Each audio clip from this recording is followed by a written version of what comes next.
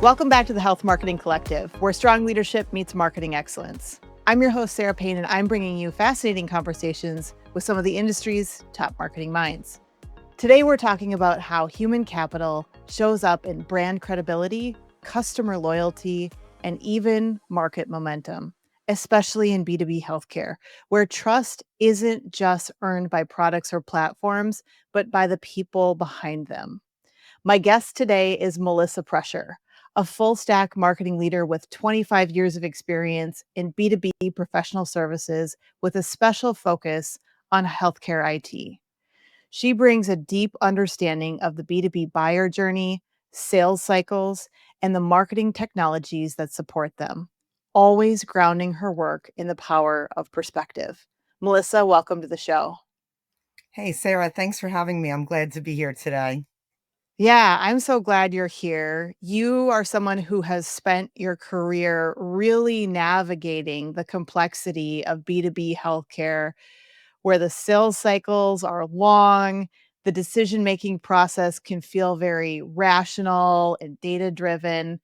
But what's often overlooked in all of that is this human factor, the trust, the credibility, and the connection that people bring to the brand. So let's start there. Why do you think so many B2B companies underestimate the impact that their own people have on brand trust and loyalty? I think a lot of times that the reason that, it's underestimated the power of people is that people are so focused on their brand logo, and what that tells or stands up for, what they want it to stand for the market, not really thinking about the basics of people are the greatest asset and that people buy from people. I think it's really starting back at that, core foundation of, whether it's your employees, your partners, your business advocates. There's that human element that really drives brand momentum, makes a difference, and enables, an innovative culture for problem solving. Yeah, absolutely. And I'm curious what you've witnessed in terms of uh, how people, whether that's employees, leaders, customer facing teams, directly influence how a brand is perceived. Can you give some more specific examples around that? Yeah, I mean, a lot of it starts with the delivery and the experiences that the clients are having, and the alignment between the sales, what happens during the sales cycle and what happens during project execution. When there's misalignment, um, it's hard to be able to establish that firm credibility and market leadership because people say, "Hey, what's going on here?" But, when it's the people who are really delivering on the excellence, doing what was set up from the beginning, showing up, whether it's through outcomes, results, collaboration, that really speaks to how work can get done and how that can be a competitive differentiator. Yeah, absolutely, and I love the word you use there, alignment, because I think it's so important, and you're absolutely right that buyers are gonna pick up on the fact that if, the messaging, the story they hear through the sales process is this way, but then you start an implementation and it feels drastically different than, what they were promised or what they were told during that sales process. I'm curious your perspective, Melissa, on how involved marketing leadership should be in that customer experience as it Mhm. transitions from sales to the teams actually implementing the work. I mean, marketing has to be involved. There's so many touch points, beyond the meeting, beyond the, bringing the buying committees together. For example, the company website, making sure that that's reflecting the same type of messaging. I think the alignment also in terms of bringing the success stories from inside the organization out. You know, um, Customers aren't just customers, they're partners, so being able to share the success stories and the work that's happening through their voices or through, shared experience, whether it's, co-presenting at a speaking engagement or something, enables that real world visibility into how the work gets done, how the partnership happens, how the organization shows up for their partners as well. So, marketing being able to be aligned with both sales and delivery, make sure that what's being told before someone chooses to work for an organization is aligned with what the experience that they can expect to have once they, enter into an engagement. And then also from there, making sure that there's alignment between, what's actually happening now, between what's promised, and then also capturing what's happening to be able to be used for future storytelling, for future credibility, for even, just future historical for the organization. I think the number one question sales teams I've worked with have been asked is, where have you done this before? So being able to answer that through the work that's being done, both how it's being presented in the sales cycle and how it's being delivered, extremely valuable, for marketing to be involved in. Yeah, absolutely. And I think marketing's role is to ensure continuity, right? Because the larger the organization, right, a very enterprise organization, the more challenging this can be because you've got implementation teams coming from maybe different service offerings, and just ensuring alignment across, these cultural core values aligned around the customer experience, aligned to the sales team.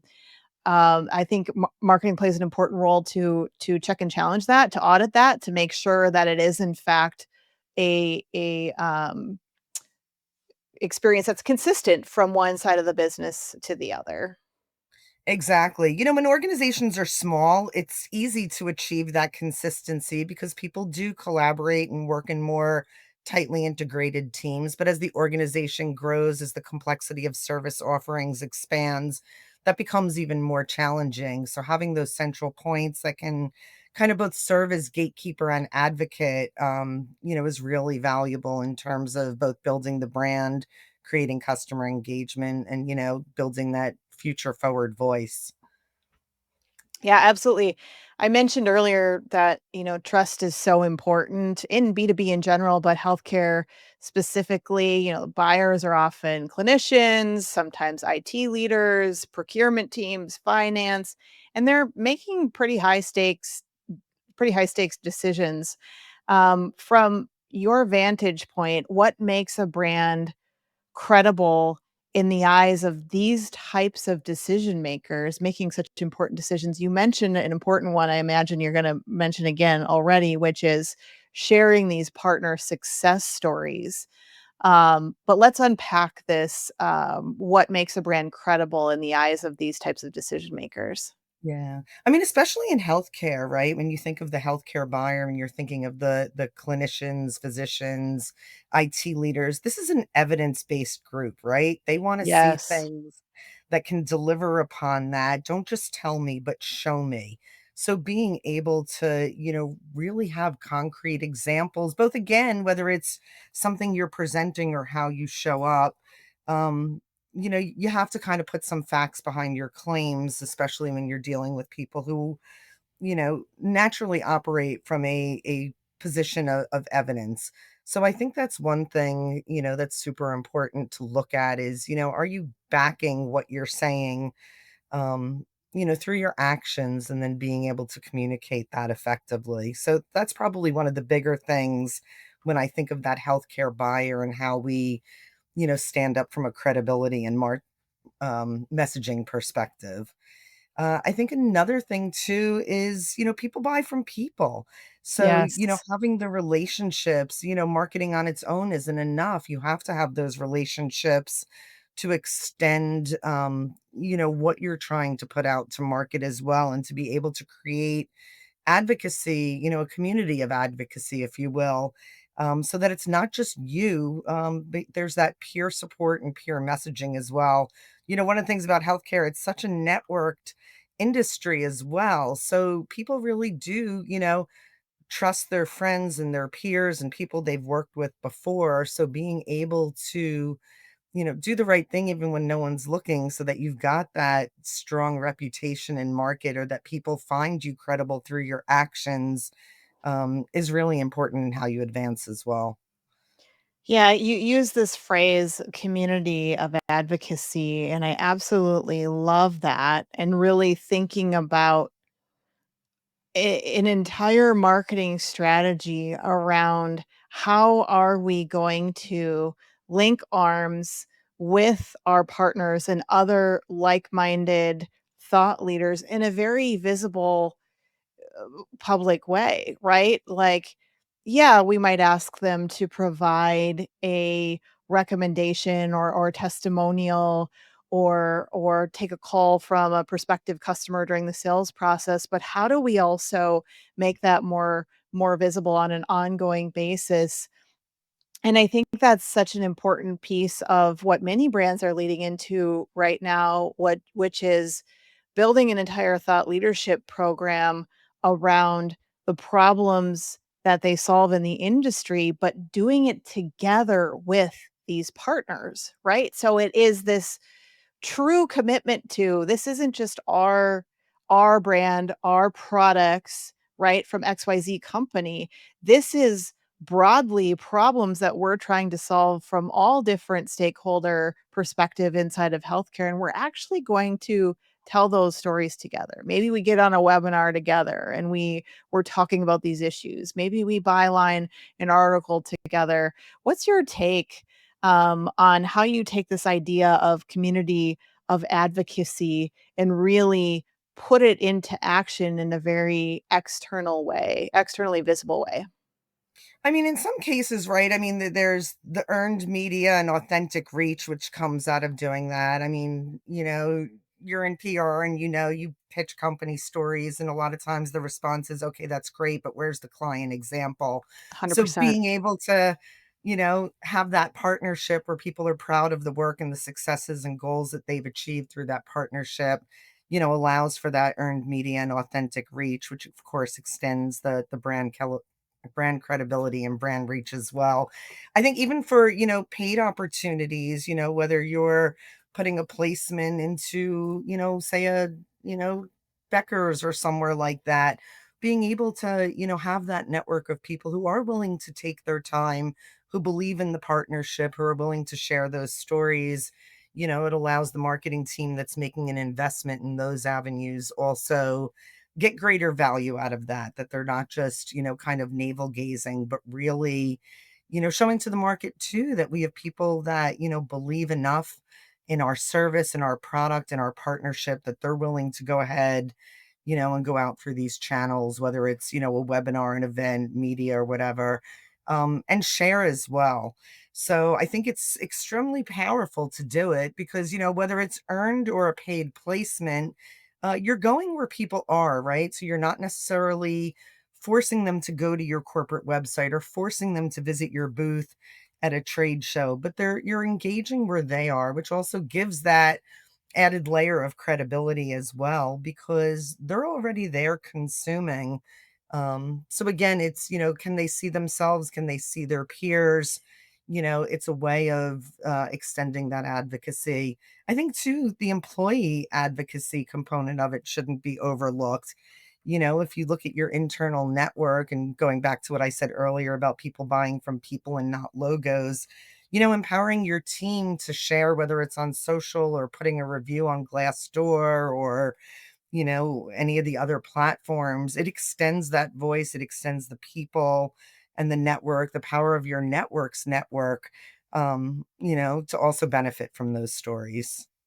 Yeah, you just went where I wanted to go, which is it's one on the one hand, we've gotta activate the partners, right, in a authentic, credible way, link arms, have a strategy around that, but there's this whole other piece of it, which is activating and mobilizing the employee base themselves to be storytellers and messengers of this important work that you're doing. So it isn't just this perfectly crystallized message that is being pushed out via the brand social media channels, via the marketing team, but there's this whole other very powerful halo effect that happens when individual employees are sharing their own version of that um, would love to talk to you a little bit more about how do you do that effectively, practical ways to really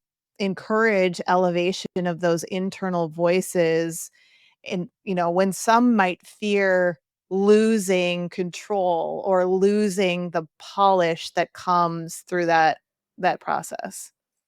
But before, it was a social media world, and even at the start of that, I think companies focused a lot on the designated spokesperson, and you spent time as a media relations person of, training that singular voice who is gonna tell the corporate stories, and of course, over the years, it's become that everybody has a voice and that there's, plenty of people to kind of add different angles and commentary to the stories. Having the control over it and making sure that you've got the message and consistency and, brand experience across all of your ambassadors, that's really where the challenge is today. I think some of it is setting up both formal and informal policies and programs, right? Like, have some guidance that people can understand what it is that is acceptable and allowable and encouraged to do. And also maybe some guidelines of, we never do this or say this so that you do have some control over it.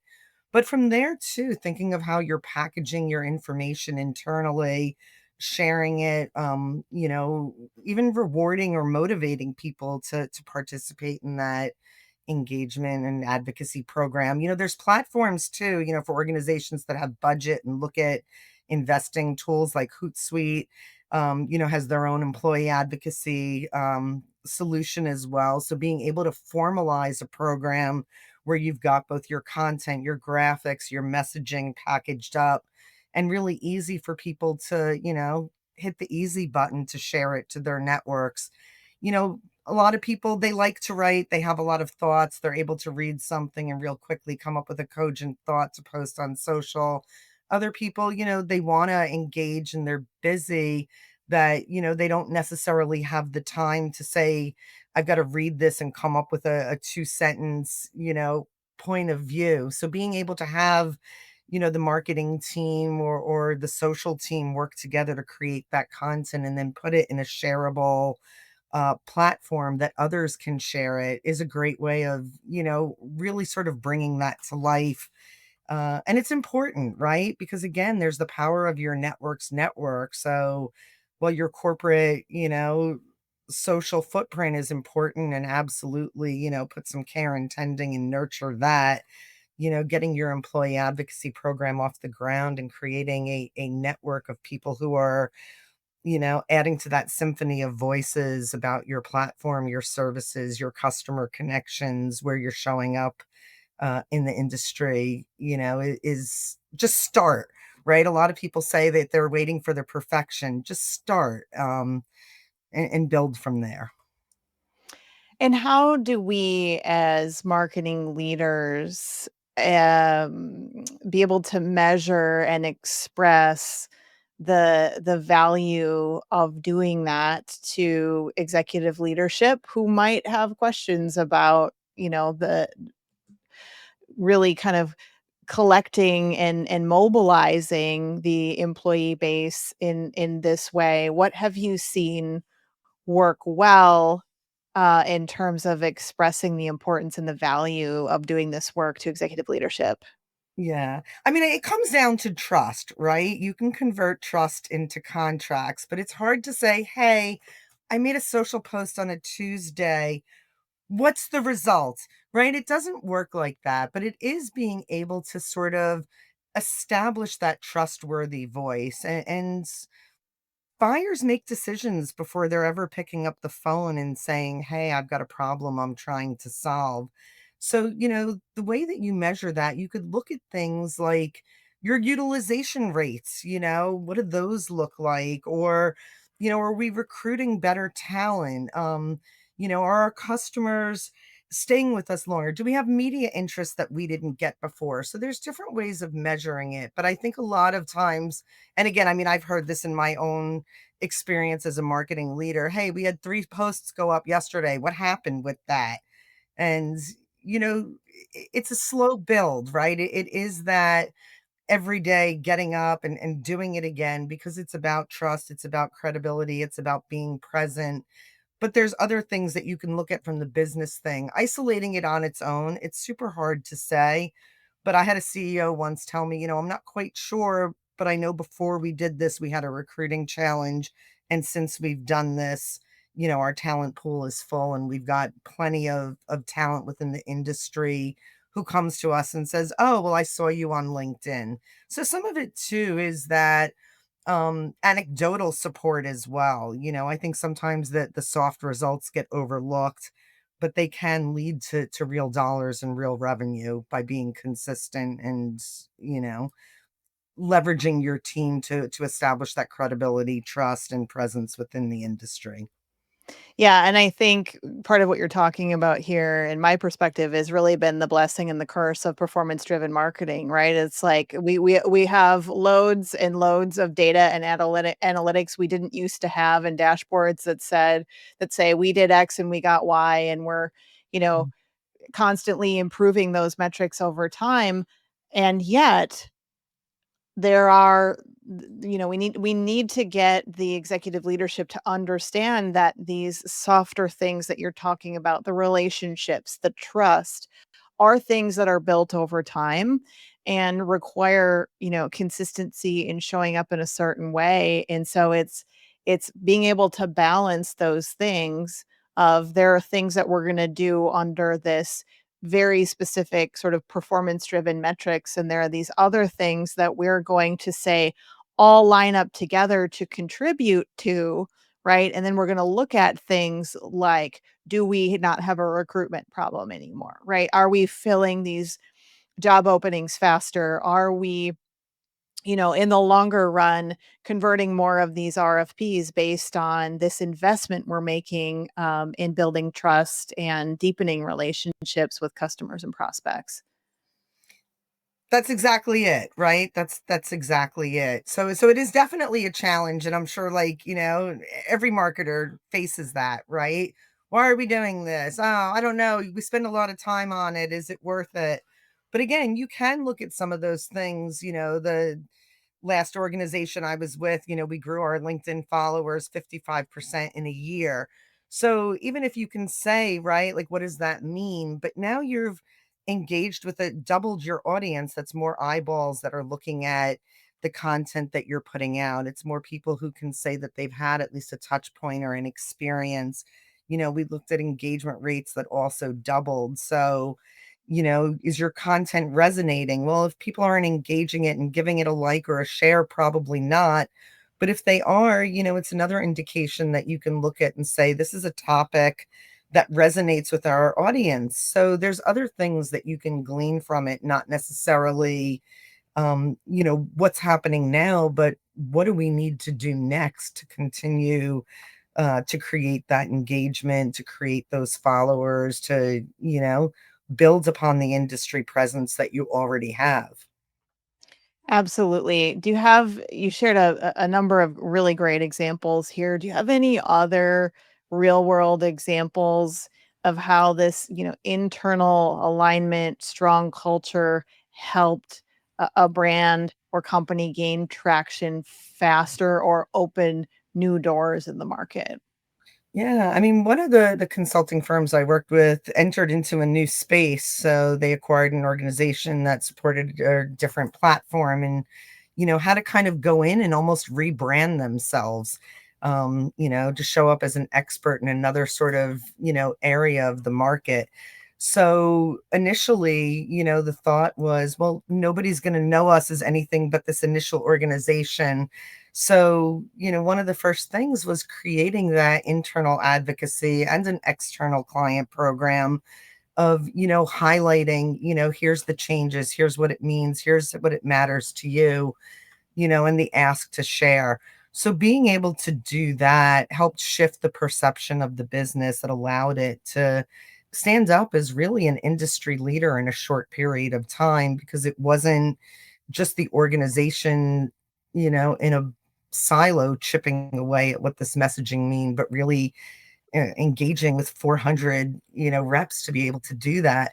So it was challenging internal, right? Because getting people to be willing to, do the work for it. But I think it's also, and much like PR, we used to say that PR begets PR.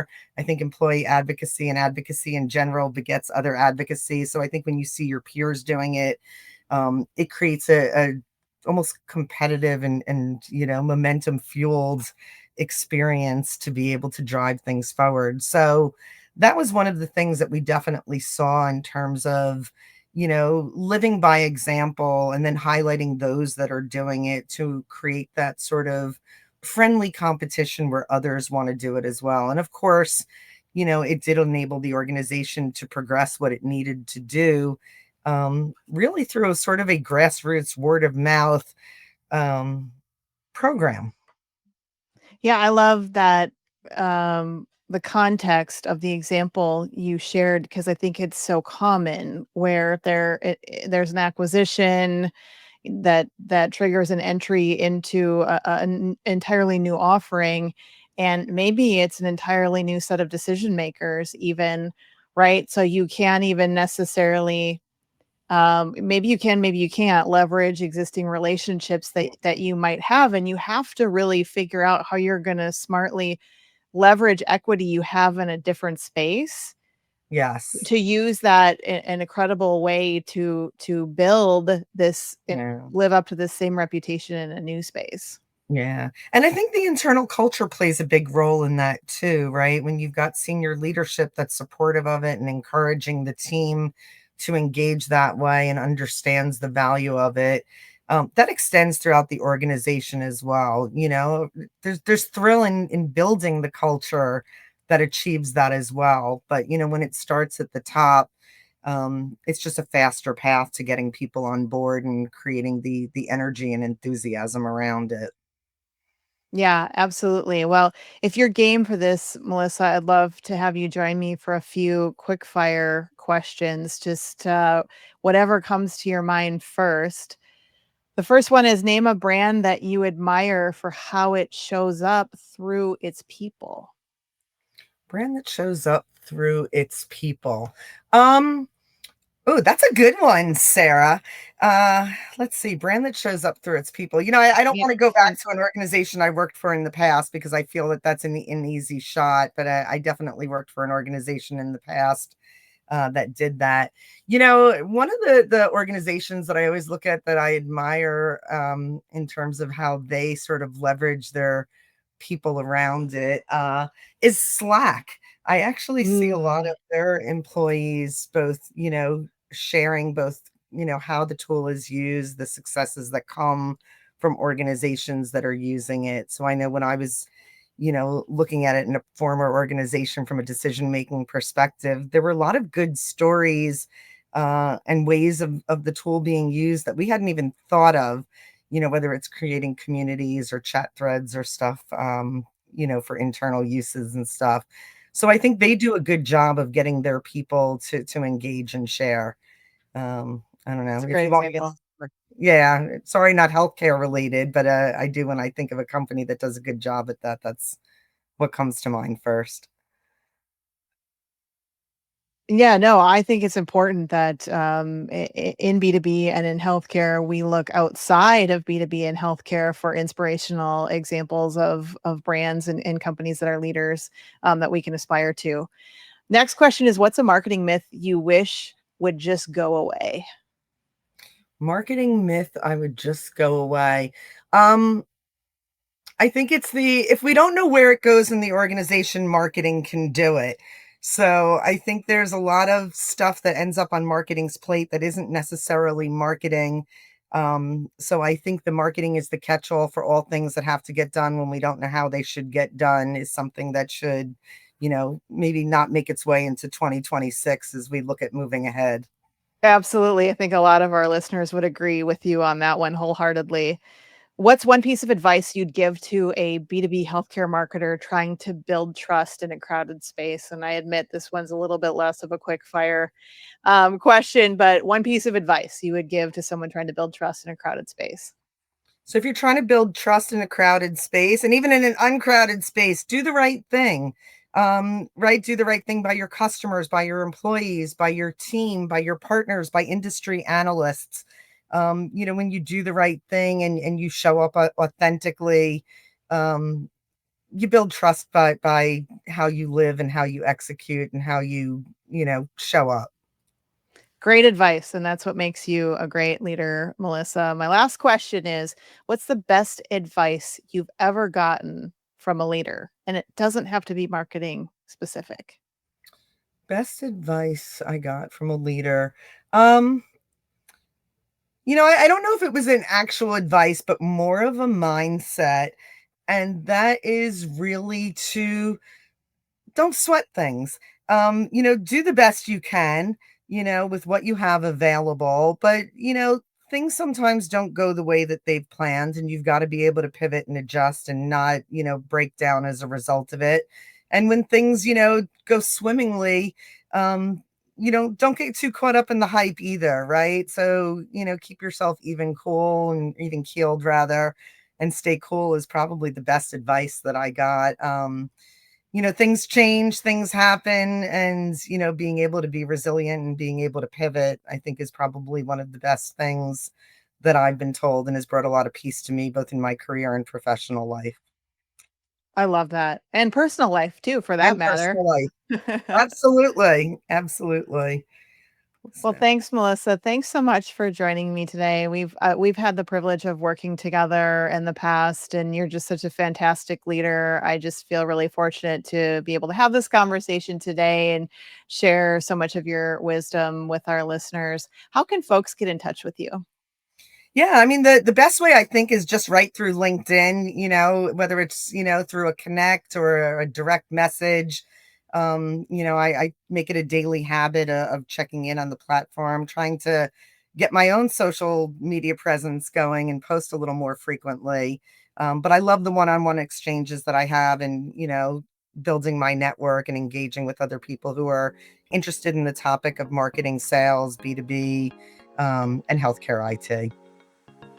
Awesome. Well, folks, definitely reach out to Melissa on LinkedIn, Melissa Prusher, and connect with her there. Absolutely. It was a real pleasure. And to our listeners, if you enjoyed the show today, do us a favor and subscribe wherever you get your podcasts. Thanks for being part of the Health Marketing Collective, where strong leadership meets marketing excellence, because the future of healthcare depends on it. We'll see you next time.